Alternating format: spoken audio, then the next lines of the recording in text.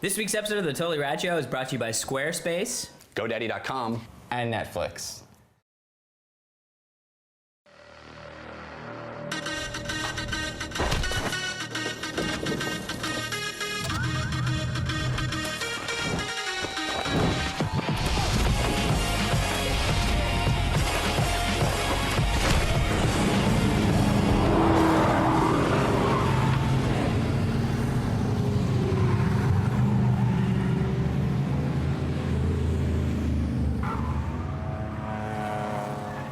I think it is. You didn't think it would be that easy, did you? You know, for a second there, yeah, I kind of did. Silly rabbit. Tricks are for Kids.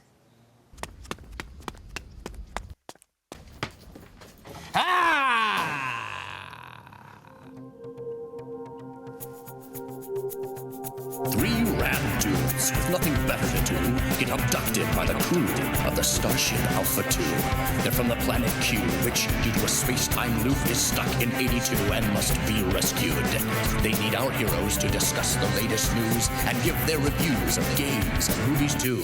Sure hope you're not confused. We swear this is all true, not just the premise too. The Totally Rad Show. Totally Rad Show, Totally Rad, Totally Rad Show, Totally Rad, Totally Rad Show, Totally Rad, Totally Rad Show, Totally Rad Show. Hey everybody, welcome to the Totally Rad Show, episode number 102. I'm Alex Albrecht. I'm Jeff Canada. I'm 2 or 3.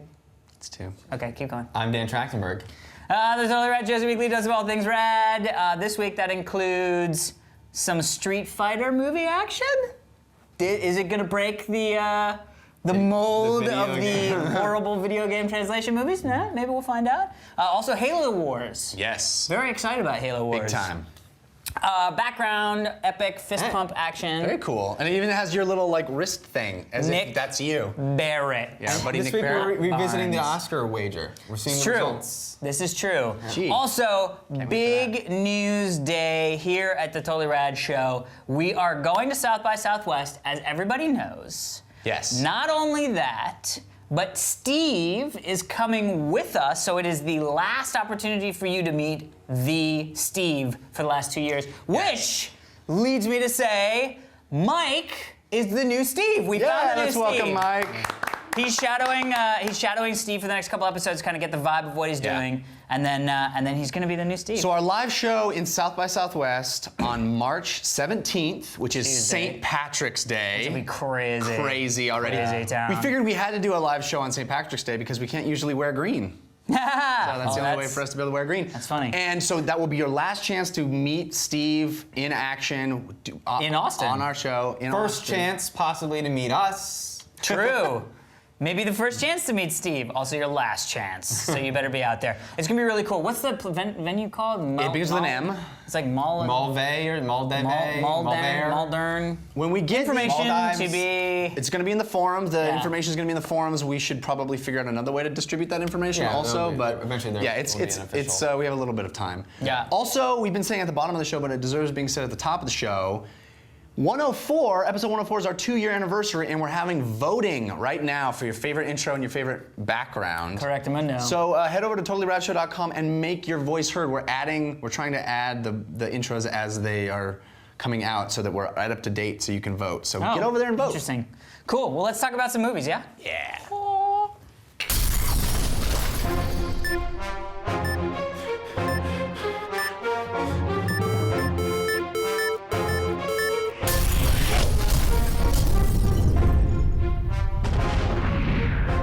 This week in movies, we did a mitzvah. In the What? global economic. I thought that was last week. in the global, What's with Bashir? in the global economic downslide. Yes. We paid our hard-earned money to support some hard-earned makers of a movie called Street Fighter: The Legend of Chun-Li. Right. Starring Smallville's Kristen Cruick as Yep. the titled role, Chun-Li. Lana Lang, yeah. Who is, her dad is kidnapped, taken from her at an By early M. age. Bison, that bastard. By M. Bison, and she goes on a spiritual journey to find her father. True that. Interesting note is that it's written by Justin Marks, who the internet has been talking about over the past year because he's the guy who had the privilege to write the screenplays for the Voltron and He-Man movie. Well, now I don't want to see either of those movies. Tell me more about Wow. why you don't want to see those movies, Alex. Well, because some of the biggest issues besides acting and cinematography was the writing of this movie. I mean, this movie falls into the same thing that all movies of this ilk fall into. It was definitely better than the Street Fighter movie, right? The first one. The yeah. first one. The Van Damme. The Van Damme, the one that was gonna be a G.I. Joe movie, and then halfway through they were like, let's just do it Street Fighter, yeah! And we're being bombed, by the way.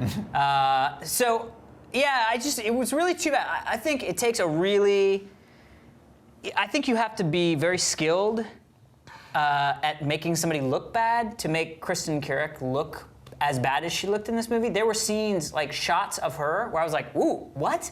How is there a makeup artist? I thought she looked pretty good. She looked great a lot of times, but there were also scenes where I was like, what are you doing to this poor girl? She's gorgeous, what are you doing? Some of the worst acting in the Christopher Klein character, Nash over. out. Nash out. Nash over. Like, how many times is that? Like, really? And he was just like, I mean, it was embarrassing. And at the end of the day, the fight stuff wasn't. I kept wanting them to do the thing that the characters do, and none of them really did it, except for this weird fireball thing that just didn't make any sense and was like the weirdest Chun-Li thing. did the upside down spinning. No, I know, but none of the other characters, like Punchy McPunch, just Before I go punched. to you, let me just say on that note, if you didn't know anything about Street Fighter, if you went and saw this movie and when the fireball moment, you'd be like, what is going know. on? I Sticks know. out like a sore thumb. Yeah. There's a lot to not like about this movie. Yeah. Chris Klein single-handedly ruins the film. Yeah. There's a lot to not like. I would not put on the sorry. But I wasn't almost- hating the movie. I mean, I wasn't liking it, but I wasn't hating it until he came on the scene. Yes, he's doing some weird Nicolas Cage impression, like through most of the movie. It is very bizarre. I mean, he's in a completely different film from everybody else in the movie. But yes, there's a lot to not like. But as a Street Fighter fan, I went into this very low expectations coming off the last Street Fighter movie, and it's a lot better than the last Street Fighter movie. And there's some stuff in it that, I thought the fight scenes weren't terrible.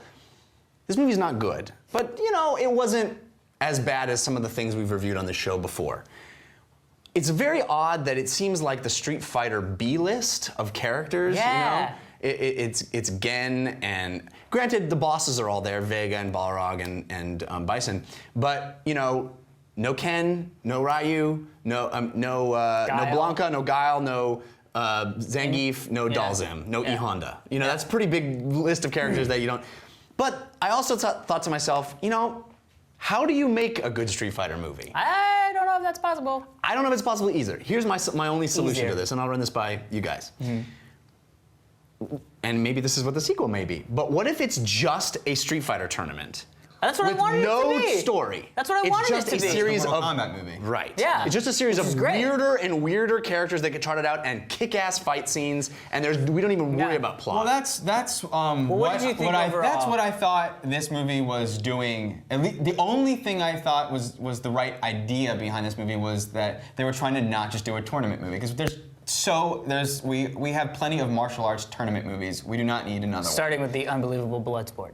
Starting with Bloodsport. With Well, actually, Kumite. starting with many years ago earlier, with but a it's lot okay. of Bruce Lee movies. But so I thought that was I see why Commendable? I thought that was the only reason why that was the only Saving Grace? choice that they made that made sense, and all the choices they made within that, like the cast of characters, like this plot, none of it. I said, why did they choose this as the plot for this movie? What? And I'm sorry, but Chris Klein's the words Chris Klein said too, like M. Bison, he moves through raindrops. Yeah, that was epic. Bizarre choices of work. Oh, let's do this dance.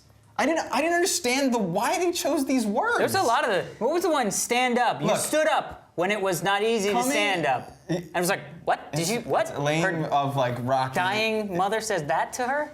It's Like what? Coming from the guy who actually appreciates and enjoys the Super Mario Brothers movie, I thought this movie was terrible. So We need to have what another that discussion says about for what you just video said. I know, I was just about to say, I was like, well, look, and I know how bad. What I'm saying is, as bad as Super Mario Brothers movie is, I think that's a better film than this. I did not think the fight sequences were. There's some anything. clever, fun stuff that happens. The fact that they I do don't think actually- that that's clever or fun when people fly a bajillion feet on wires and look like they're being pulled, not gracefully Well, but it's from leaping. that's what they do in the video game. I liked the fact that the Vega fight. We were in a Vega-like stage. We had the chain link fence. You know, the way when he dies, he gets cut right here, which is what happened. You know, there's some fun shout-outs. It's not all terrible. There's some fun to be had. It's not like the first Street Fighter movie, which is just all terrible. I would put it side by side, honestly. In my opinion, I would put them side by side. I think Vega you seen the first particularly looked Street Fighter horrible. movie? Vega, no, Yes, I saw it in the theater, yeah. One, Vega looked horrible, and two, that fight was so quick. I was like, that's the Vega fight? Like, But then, like the Chun-Li versus Balrog, while it wasn't really a fight, it was in her stage. I mean, that's kind of cool. Why is that? I don't know. There's. Why is that? I just don't think it's all 100% negative. Yes, it's a bad movie. And Michael Clark Duncan. he phoned it in. The problem is all these actors have been good in other movies. Yeah. Right. And they were not just not good. They were goofy and laughable. And I felt uncomfortable. Well, for but all maybe of they them. were pointing towards the younger audience. I mean, maybe they were really trying to go after not the nostalgic Street Fighter Right. 2 audience, but the Street Fighter whatever audience. That's the audience they should be going for, though. Oh, I agree. I don't know. Moving on. Yeah, what are we moving Very, on to? very fun news this week. Really cool news. Oh, good. So Interesting news. The Green Hornet. We talked about a while ago as Stephen Chow was directing. Yes. No longer directing. Still possibly playing Kato. Now Michel Gondry is in. What is that movie going to be like? Michel Gondry just directed something. Be Kind, Rewind? No, a TV show. And I was like, what is that? I just saw his name as it said directed by Michel Here's Gondry. the and interesting I was thing like, about what? that. Was it Supposedly, wasn't Heroes, but it was something like. Sorry. supposedly, you know, this is Seth Rogen. Right. Script, basically. Right. And he's playing Green Hornet. Yes, and supposedly what happened is Seth Rogen said that Michel Gondry said, I understand you wouldn't think of me for this kind of movie, so what's happening? Flight of the Conchords. Flight of the Conchords. Well, that's episode, right. That's a show that he would Yeah. be. Right, that makes sense. But anyway, so supposedly, you know, he said, you wouldn't think of me normally to direct an action movie. Right. And so he directed a short snippet of just action that he funded himself, hired stuntmen, choreographed it. And supposedly Seth Green said, it's the most incredible thing you can imagine. You've never seen anything like it. And we knew from that moment that this was the guy for the job. Wow, interesting. What I like about this is that they were considering Stephen Chow and Michel Gondry. It tells a lot about the tone of what they're going for. Yeah. It sounds like it's going to be a very unique movie. I was worried when the Stephen Chow stuff came up because his stuff is so slapsticky, and then having it be written by Seth Rogen, I got a fear that it was going to be, you know, the beginning parts of Pineapple Express, like all jokey, slappy, hammy. Having Michel Gondry come in now leads me to believe that it's going to be this weird, like ethereal, you know, real mind twisty kind of thing, which I'm excited But about. it might not be. And what I'm really excited about, I'm excited about Michel Gondry doing this because I did not like his last two movies, Science of Sleep and Be Kind, Rewind. And it reminds me of Steven Soderbergh.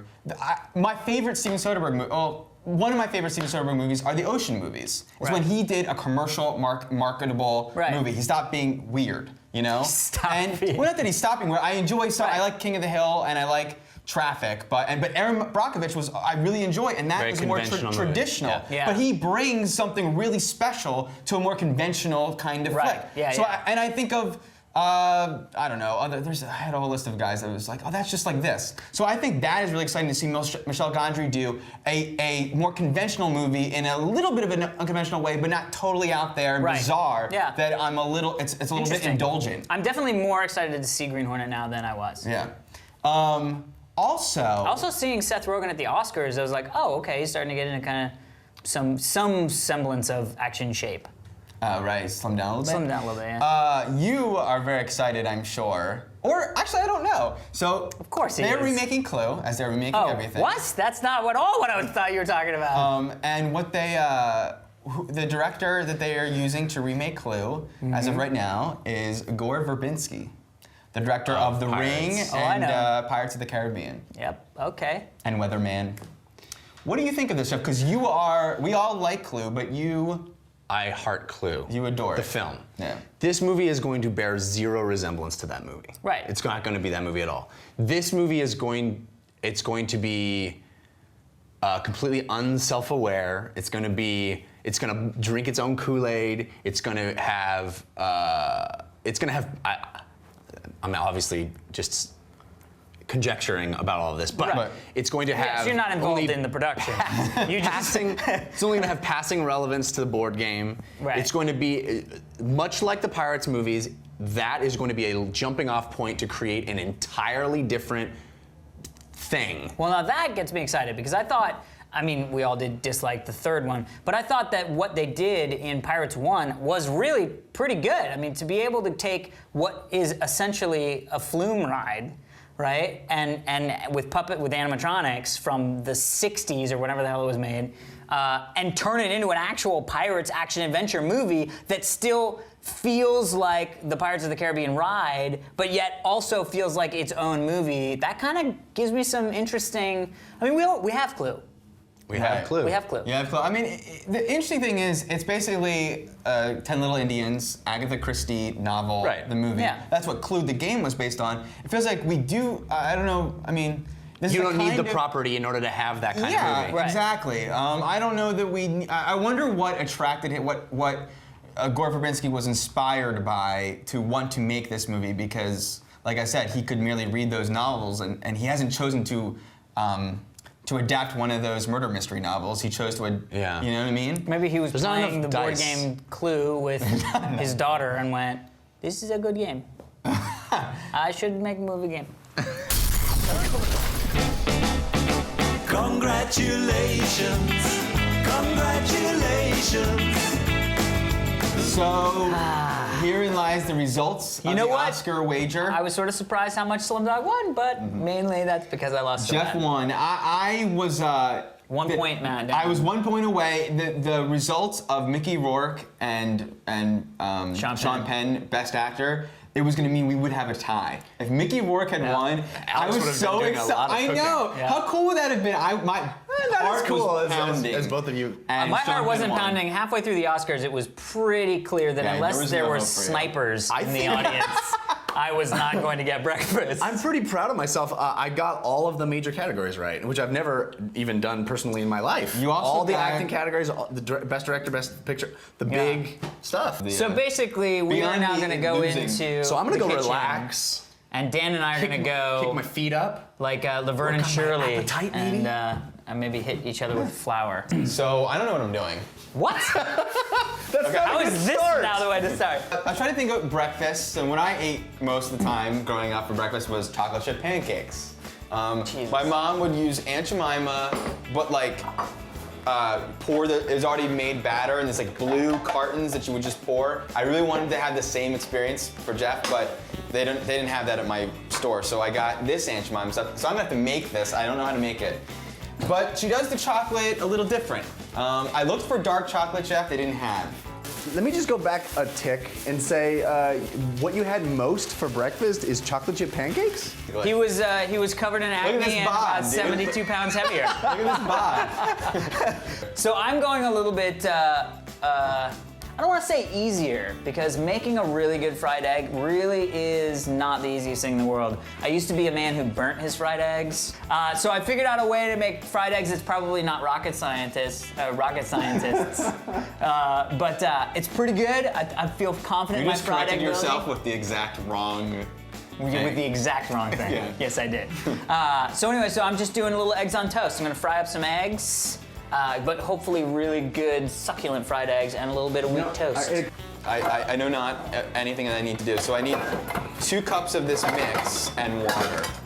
So do you have cup stuff? The last wager we did for the summer movie wager, I also won, which resulted in my car getting washed.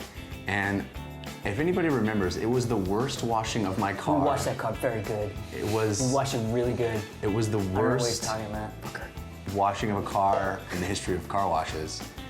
and I'm a little afeared of this breakfast as a result, based on my previous experience. Hey, do you have any teriyaki mango dressing? You're not allergic to Pepsicles, are you? What is that? I don't know, I'm making it. But seriously, do you have oil? Well, I guess I just pour this whole box. I don't need to measure the box. Oh, Jesus. Let me ask you this, right? What- okay, It says makes 12 to 18 pancakes. Okay. Well, first of all, No, that's a lot of that's pancakes. good. I mean, that's enough. So if I'm making all of it, then I don't need to measure this. Well, so I'm it- making all of it. Well, but it probably... Frightened. Well, what do you mean two cups mix? I'm making the box, all right? Like, how many? I don't know, maybe... Oh, boy. Let's just see what happens, Dan. So one of the things that I have learned in this new style of making fried eggs is it's a low constant heat. And also oil instead of butter, right? Now, this already seems like way too much water. Yeah, it's good that you used the whole thing. I didn't use the whole thing. Oh, it's good that you didn't use the whole thing. Oh, can we preheat the skillet to 375? What? Alex, you want to approve? I should cook more often. It's fun to do an activity You can come over anytime. that isn't playing video games and watching movies. Oh, to when it's on and I need to like flip them with a spatula. Okay, great. So I'll just use that one. So this is the make or break point for fried eggs, which is the turning of them. And what I've always tried to do now is to do them over the sink in case some of the oil comes out. And I like to just kind of get a little bit like under them if I can. I guess like dip. It's happening. There we go. You want me to move the mixer, Steve? It's all right. It's all right. Just like that. All right. So this is at 375, hopefully. That's not an option. All right. So I just gonna. Less than you think, dude. Eggs on toast. Pretty straightforward. Turn when pancakes bubble and bottoms are golden brown. Well, the second I put them on, they started bubbling. So that's probably a little too hot. So do I flip it? Wow. Holy crap. Oh, I didn't grease this or butter this in any way. Did you? No one's Yeah, doing it for you. Is there syrup? I've never eaten chocolate chip pancakes with syrup, but if you want to, if Steve has. You didn't So, buy syrup no. for pancakes? Well, that's basically it. Whipped cream would be delish. Mom never did whipped cream, but do you have whipped cream? Because that would be awesome. Oh, well. It's your responsibility. I just thought of it right now. My mom didn't do whipped cream. All of a sudden, I'm in Really smoking. freaking backdraft over here. Like, what am I? I'm doing Jeff's way. So you know, do one batch that way. Wow, they're really. Did you burn it? No, I just. It's really fun what's happening. Luckily, there's plenty of syrup to cover. Oh. I kind of like my pancakes a little like underdone in the middle. Underdone? A little bit, yeah. Well, you're not getting that. So. I'm so interested to see how those taste. Good luck, Jeff.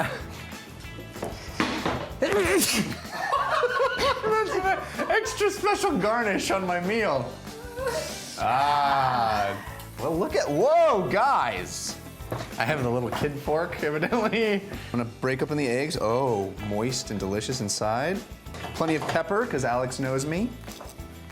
And my love for pepper. Just in case. Extra pepper.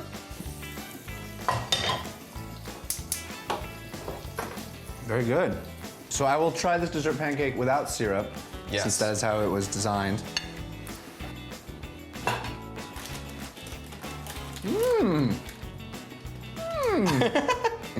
The taste of victory is so Yeah. sweet. Especially when there's chocolate all in that victory. Yeah.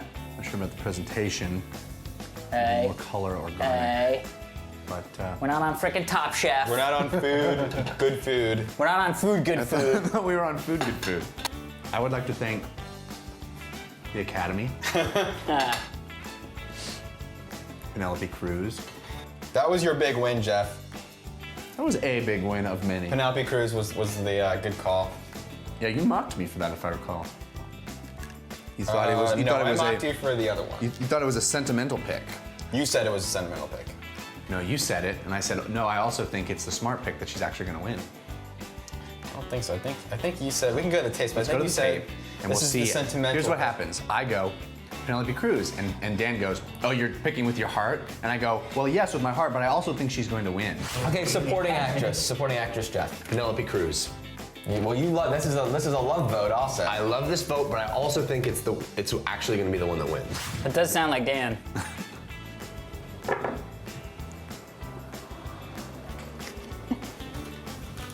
I would raise my glass to salute you guys for a meal well made, but I don't have a glass, nor do I have anything to drink.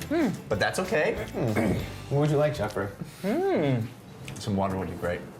Happy Oscars. Happy Passover? Good luck next year, guys.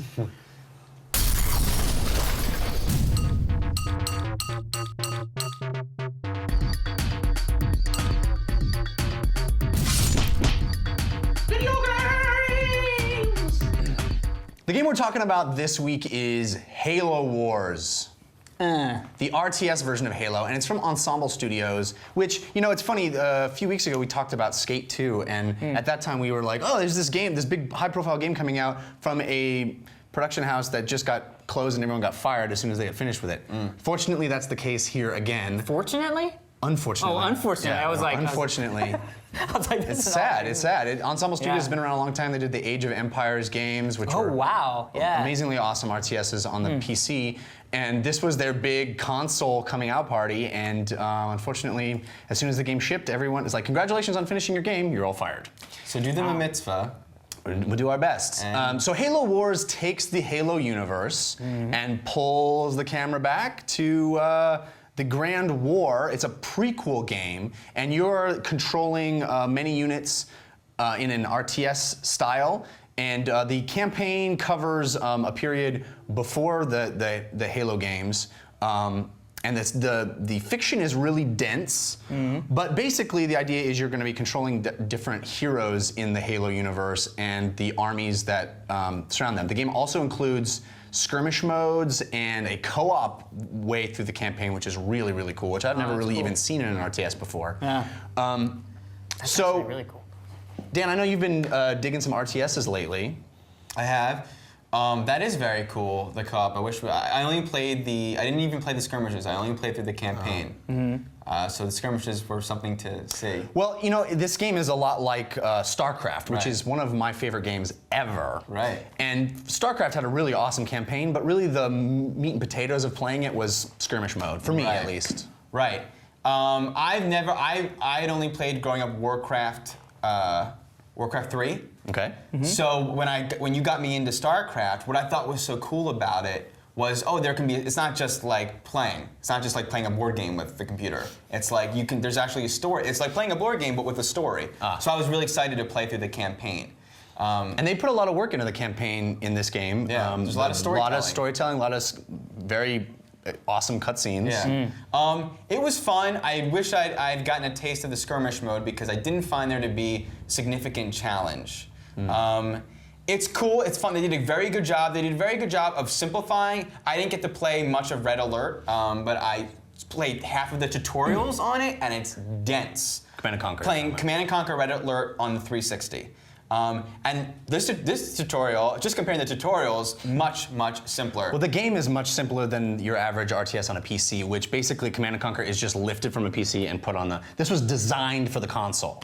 What was a bummer to me though is because of the simplification, I know that there's strategy in, troops are good against troops, tanks are good against troops, but not It's air rock, and paper, air. scissors, right? Exactly. But I could never, that's what's fun about RTS is, okay, I gotta send those guys for those guys and these guys. But because of the controls, I always just grabbed everyone and sent and I was always successful because of that. So I never really got to dig into the strategy. It's very well done. I enjoyed it, but maybe the skirmishes, I need to play more of the skirmishes because the challenge wasn't there for me and I lost some, it's better, ultimately it's hard to top being able to click certain group of troops and they do things that make that better, but you want to do whatever reaches success, and if grabbing everyone does it. That's always been the problem with having an RTS on a console, and this was the game that was going to solve that problem, but for you it didn't work. Is it the game you want to play more of? It came darn close. Well, hearing what you said about skirmishes, I probably would want to try skirmishes. I'll look forward to hearing what you say about it.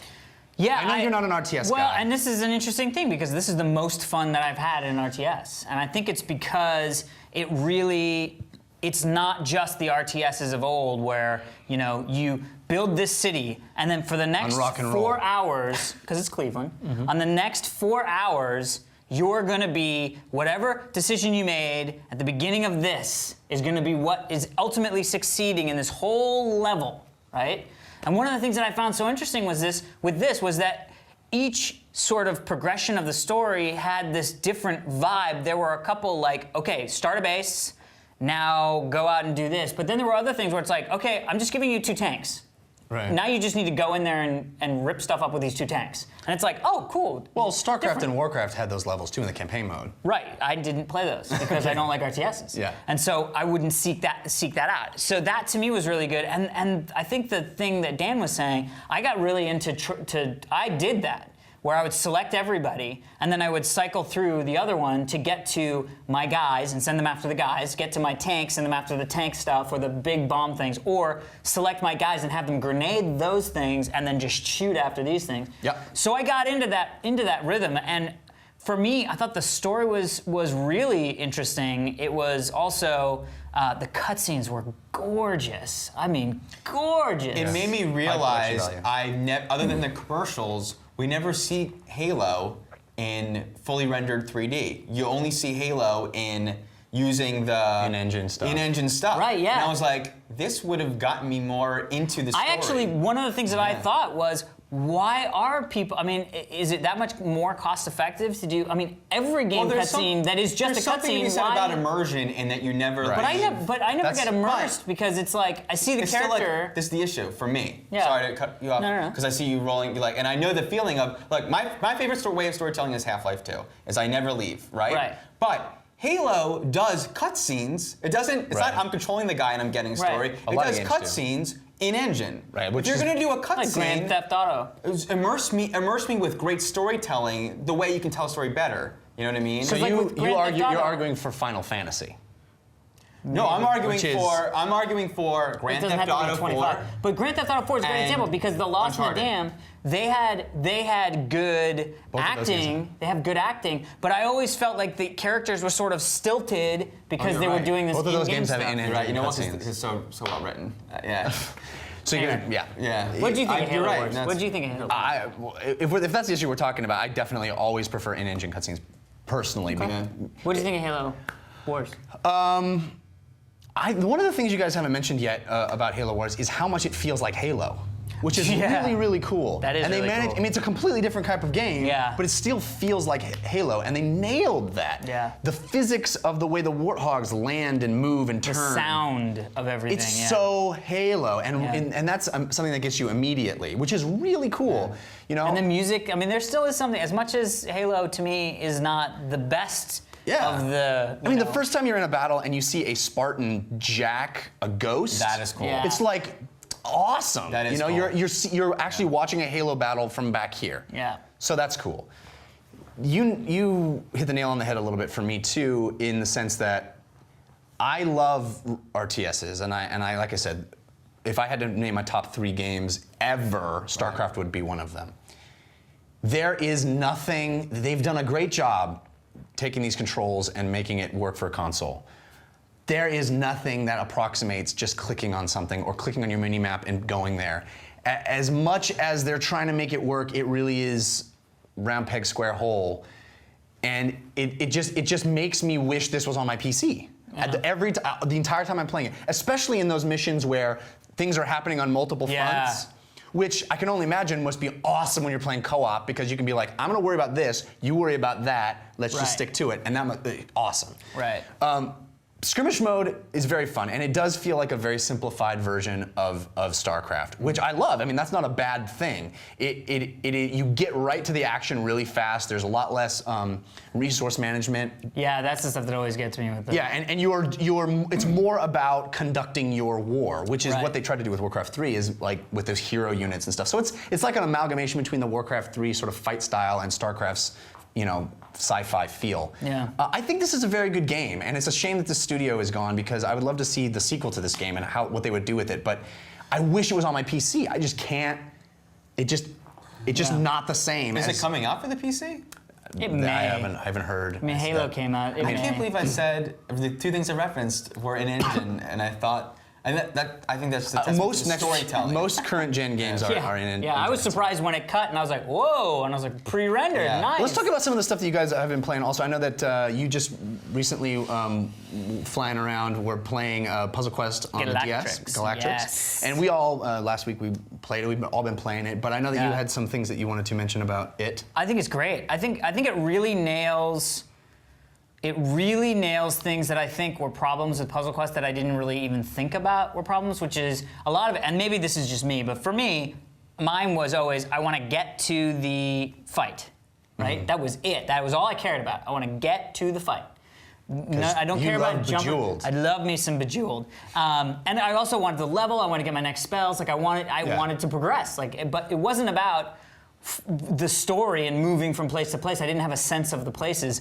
This game, it like sucked me right in. I mean, it's like there's such a story-wise, it did. Story-wise, but also like the traveling element and the exploring. And it is true. I mean, the guy was like, you'll actually start to remember what areas have the best prices for the stuff, and it's totally true. Because you're mining asteroids and selling those ores off. And here's the thing that they really nailed, which I think that they sort of nailed in Puzzle Quest, where you know how you'd have to learn things, like you could capture enemies and then you could learn their spells. And that was a different version of the game, and it was like its own different puzzle. Right. They really nailed that big time. There's like 3 or 4 different, it's the same board, but they're totally different ways. With your crew members and stuff? What are you talking about? Or No. Like hacking the leap gates. So like, leap gates. So like, if you want to go to a new place and you haven't been there, you need to do this every single place. You need to do this new puzzle thing, which is it shows you a line of colors, and you need to match that color, and then it disappears, and you're timed. And so you're like, and my God, the first couple times you do it, you're like, this is an impossible thing. Yeah. Because you're constantly like looking up to being like, okay, what's my next one? When do I, and trying to do it, and then it's like, oh, there's nothing here that works, and you just like, I'm just matching everything. It doesn't matter. Super fun. And then the leap gates go offline. Like you'll literally be sitting there flying around, like shopping or doing whatever it is that you're doing, mining, and then all of a sudden it'll like flicker, and you're like, oh man, I have to hack that thing again. Damn it. So it's cool, really, really I've been fun. having I haven't played it very much, but I'm having a hard time adapting to the newness of it. But I'm digging it. Yeah, so, I love this. Us being able to loop back around and talk about games we've already covered on the show a little bit, because I know you want to talk about Street Fighter 4 because you've been playing a lot more of that too. I basically I don't know if we reviewed Street Fighter 4 the same week of the Oscar when I said my sound thing, but everything I said that episode was wrong, basically. As usual, right, Alex? Yeah, tell me about it. I said Street Fighter 4, I can't see playing for more than a half hour. I play that game for hours. It's impossible for me to play. It's like, if I only have an hour, I can't play Street Fighter 4 because it's going to take me longer to play. What do you do? What is this? I'm going to get to it, but because also I said, it just doesn't feel like there's much new. It doesn't feel that deep, like whatever. Yeah. It is deep. There's some shit. It's not just like characters do things differently, whatever. The two main things that we didn't even know were like buttons, we knew that they existed, but we didn't know how to do it or whatever, is focus attacks, which is, and the combos. Focus attacks, but basically canceling. They're basically like counters, right? Right. They'll cancel out the attack that's happening to them and counter it with a new attack. So when you're fighting someone in Street Fighter 4, there is a lot of strategy at play. One, you want to get your meter up, because when your meter at the bottom is full or is filling, you can do harder, specialer moves. Okay. And when someone attacks you a lot and you get your ultra meter filled, you do your ultra combo. So you can be down by a lot because someone's been kicking the poop out of you, and you can come right back up. So it really creates this excellent excitement in the game. Which, to be fair, isn't something that's new to Street Fighter 4. It's been around in fighting games for a while, but you're new to loving me. it. Okay. So I'm glad we're fair. Focus attacks you can use to be if you hold it for long enough, really powerful that you cannot block. And those are those inky attacks. The inky attacks. They also absorb one hit. So when you're near someone, you can hold it, they hit you once, you absorb it, okay, that's great. But what if they do multiple hits? What time hits are you do? There's all these strategies, and you can cancel. Oh my God, it's almost like it's a fighting game. Yeah. Right. There's so much awesome depth going on. Online battles, guys, you get battle points, which you do not want to feel like a butthole and have 0. And you're fighting people that have like 1,000, and every time you fight someone, you take points away from them, and you get their points, and you unlock icon stuff. So you want to win, and people school you, and every time you lose, you have to keep playing. Let me ask you this stop question. playing. Online, smooth, easy? Do you have a drop? I've only lag? had 2 times, where I've had lag. 2 times out of 2 how times many? out of a bajillion. There was a bajillion. lot. That's a very low There was ratio. a lot of not being able to start a game, and then I realized all I have to do is hit create a match, and someone will come in with me, and I'll play them. It feels like it's a little bit uneven. And what's your favorite character right now? Right now, it's Sakura. There's a lot of Kens being played online. A lot of Ken. I don't know. It's tough. What really sucks? Sakura, you said? I'm Sakura now. Yeah. What sucks is when you pick who you're picking, the opponent picks, and they're clicking through people, all of a sudden they hit question mark. And it's like it's like one of the top guys, and you're like, oh great, this person's gonna. They played enough to unlock that guy. For you, I'm it's a question douchebag. mark. For them, that's for funny. me, it's a question mark. That's funny. Yeah. So it's better than the movie then. Yeah. So before we get to our email, we do want to thank our sponsors, such sponsors as Squarespace, the place to house your website. Squarespace is unbelievable. All of our current websites are all housed there. AlexHallberg.com, DanTrachtenberg.com, EditorSteve.com, JeffKnott.com. And we're designed with their software. Designed with their software, which is the best WYSIWYG editor I've ever used online. Super easy plans for hosting. Head over to squarespace.com, sign up, use the promo code TRS, and you will save literally 10% off your entire lifetime of your website. That is a lot of percentages over time. Yeah. And while you're starting your website, you're going to need a domain name. The best place to buy a domain name is from GoDaddy.com. They have easy software to get your domains. They have a purchase process that includes everything that you may not have considered when you invented the idea for your website. Like maybe you need the .net, the .com, or the .org extensions. Maybe you want to have privacy for all your personal information. They have really great services. People will call you and ask you if everything has gone the way you want. Spectacular. Sure. Also, if you use our promo code there, you also get 10% off your order. TRS1 is the promo code to use. So go to GoDaddy.com and get your piece of the internet. Yeah. And Netflix is online renting. They have over 90,000 titles, most Blu-ray titles. Jeff, you had a flick you wanted to recommend. Yeah, you know, when we were watching the Chun-Li movie, I was thinking to myself, these movies where the person goes and finds the master and learns, and there's the montage of learning. You know what I always loved, and I think you could probably get it on Netflix? Remo Williams' The Adventure Begins. I was just about to say, I know what you're thinking, it's hope that's Remo available. Williams. Amazing. I also thought about that because we watched the Academy Awards this last week, and Joel Grey was there. Yeah, who's crazy that he's that guy. I know. Crazy. Such an inspired casting He's the choice. guy? The Asian He's guy? the Asian guy, Yeah, yeah. dude. Who does this when the bullet Yeah. comes? Yeah, oh yeah. He's You on Buffy, move too, like for a a little pregnant water buffalo. I love that. That was movie. my problem with Street Fighter, the movie. The fight sequences That were like, was the were problem? like Buffy. The fight sequences were yeah. like cut to the stunt woman with hair. I mean, I gotcha. Anyway, Nothing to do with Netflix, by the way. Nothing to do with Netflix, and hopefully Remo Williams' The Adventure Begins is on Netflix. How could it not be? I don't know why it doesn't continue. That is what they don't need to remake Total Recall and Neverending Story. They announced this Remo week. Williams. Oh no, not remake it. Continue it. Yeah. Continue the adventure. continues. I want to see somebody run on wet cement. Yeah. Yeah. And dodge bullets. Yeah, and the captain of Voyager. Keep going. So they have 40 shipment centers, so you get the movie that's at the top of your queue basically the next day. Happens to me all the time. But you can also do what they have on the PC, the Mac, and the 360, the watch instantly. So You can watch any movie right away. It streams right. You wait 2 So seconds. convenient. Yeah. Really good quality, practically DVD quality. And plans start as low as $4.99, but you can get a 2-week free trial if you head over to www. Make sure you put those in .netflix.com/TRS. Awesome. Well, let's get to our email. This comes to us from Blake. Hey TRS dudes, so I caved in and purchased the recently released Time Saver pack for Burnout Paradise on the PlayStation 3. Now I'm not sure how you feel about I'm not sure how I feel about paying $5 for content that can be unlocked via playing the game. I'm aware of other downloadable content like this, Skate 2's Time is Money pack being an example, and I'm afraid that I would cave in again if Capcom released an unlock all Street Fighter 4 characters pack. If you don't have the skills. Well, I seem to remember you having a problem with Seth. Yeah. Anyway, how do you guys feel about this? Am I just supporting a movement of lazy casual gamers and conditioning shady business ethics? Cheers, Blake. Interesting question. Yeah, I'm really glad this was brought big up topic. because I think? wanted to talk about this when we had our review of Skate 2, but we didn't have time. Yeah. It's a big, big, big issue. And I think really the thing about it, I feel both ways because, you know, if it's my money and I want to spend it how I want, you know, there's a lot of like World of Warcraft type stuff that goes on. If I want to buy a character that's already 80, that's my prerogative, whatever. Yeah. I think that the issue comes in the concept that the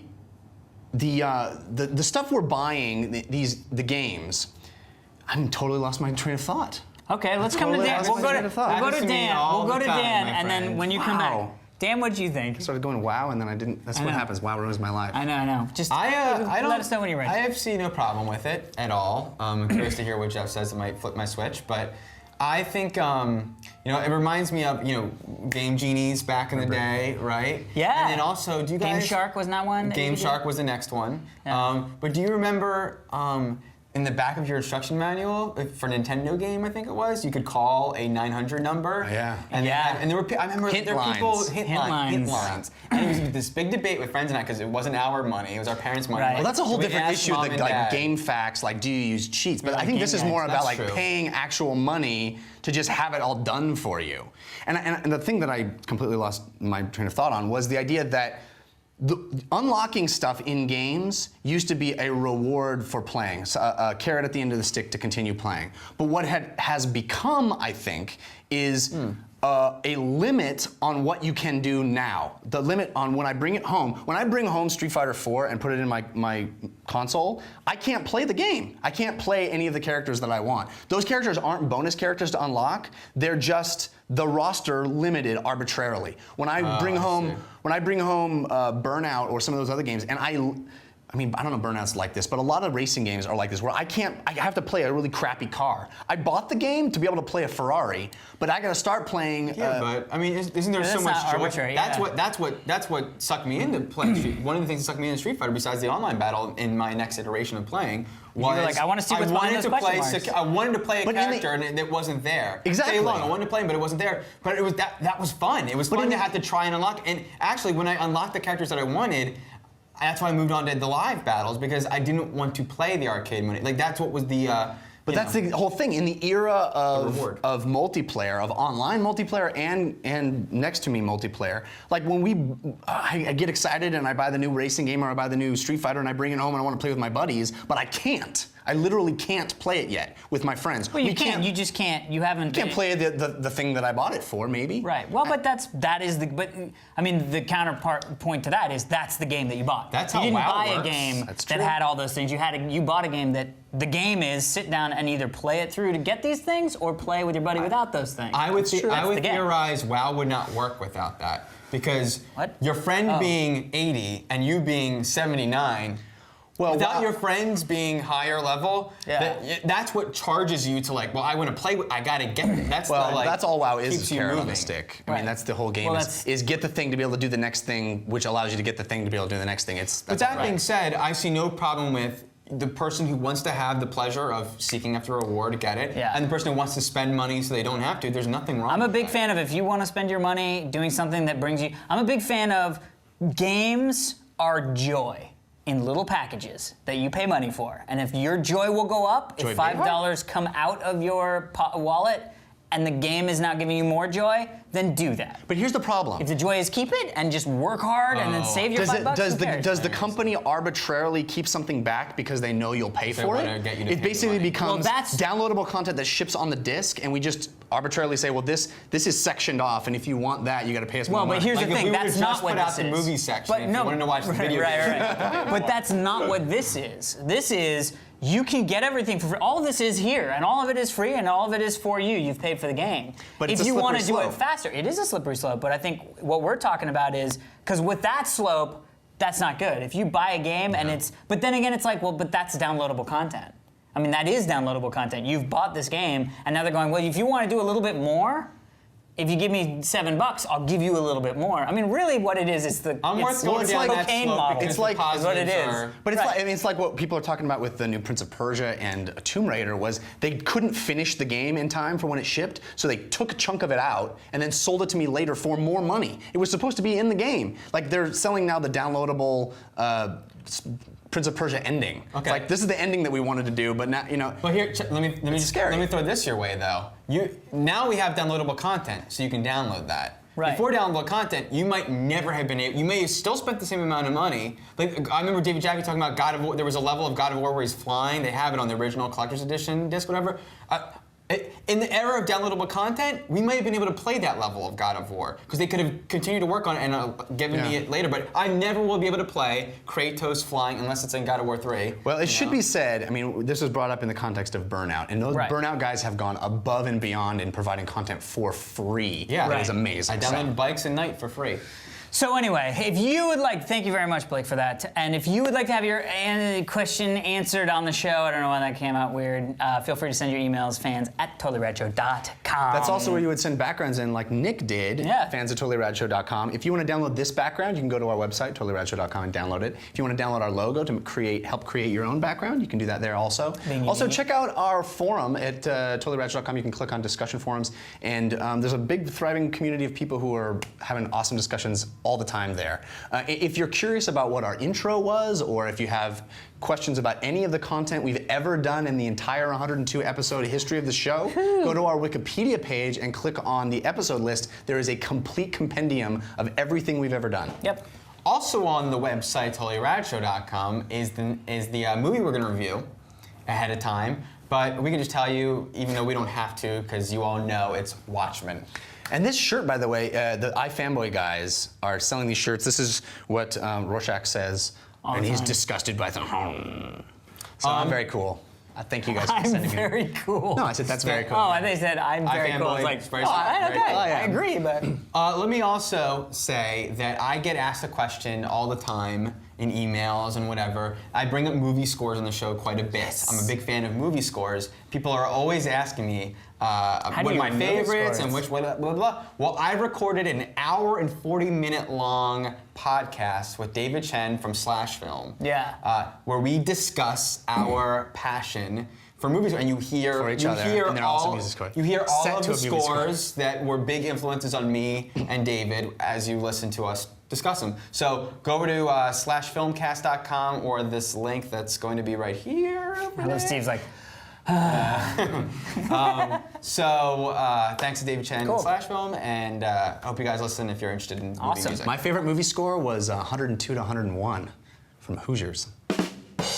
all right. Yeah! That was the ending score of the game. All right. Also, head over to jinx.com/TRS and get yourself some TRS swag. We have some really cool stuff coming up in regards to our merch. We're going to blow that merch. Yeah, out don't the forget to water. vote at totallyradshow.com for our 104th episode, and we'll see you in And Austin. welcome, new Steve Mike. Yay! Or we'll see you next time. Tricks are for kids. Sorry. Silly rabbit. I'm being worse than supporting. Tricks are for kids. You can still see him in the mirror. I sat down. Swear it's all true, that's just the premise too. The totally Damn. We swear this is all.